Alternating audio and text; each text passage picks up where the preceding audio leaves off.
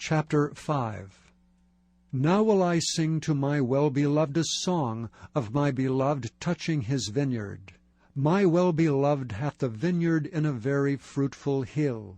And he fenced it, and gathered out the stones thereof, and planted it with the choicest vine, and built a tower in the midst of it, and also made a winepress therein. And he looked that it should bring forth grapes, and it brought forth wild grapes.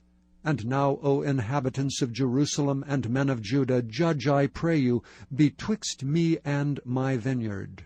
What could have been done more to my vineyard that I have not done in it? Wherefore, when I looked that it should bring forth grapes, brought it forth wild grapes. And now go to, I will tell you what I will do to my vineyard. I will take away the hedge thereof, and it shall be eaten up, and break down the wall thereof, and it shall be trodden down, and I will lay it waste. It shall not be pruned nor digged, but there shall come up briars and thorns. I will also command the clouds that they rain no rain upon it.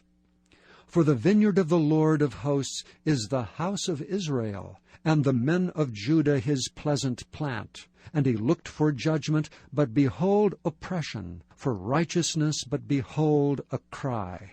Woe unto them that join house to house, that lay field to field, till there be no place, that they may be placed alone in the midst of the earth.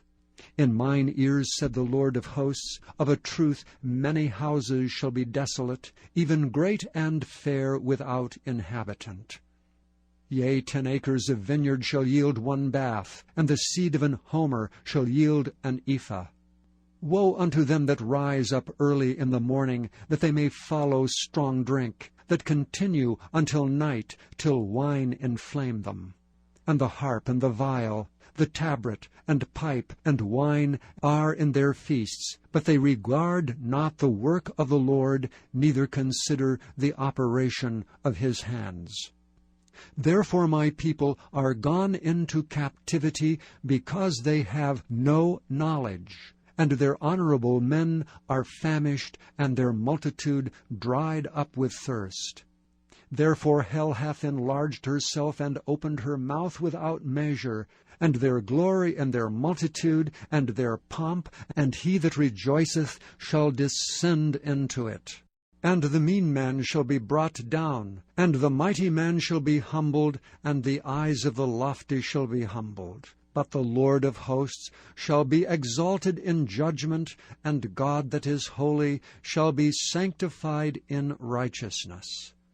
Then shall the lambs feed after their manner, and the waste places of the fat ones shall strangers eat.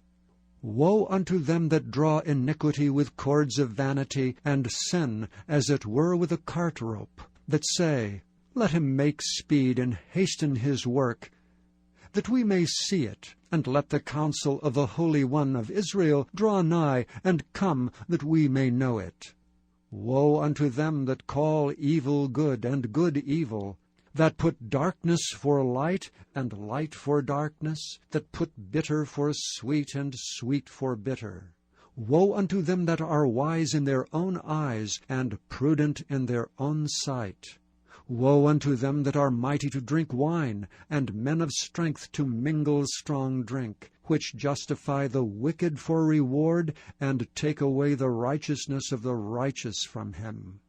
Therefore as the fire devoureth the stubble, and the flame consumeth the chaff, so their root shall be as rottenness, and their blossom shall go up as dust, because they have cast away the law of the Lord of hosts, and despised the word of the Holy One of Israel.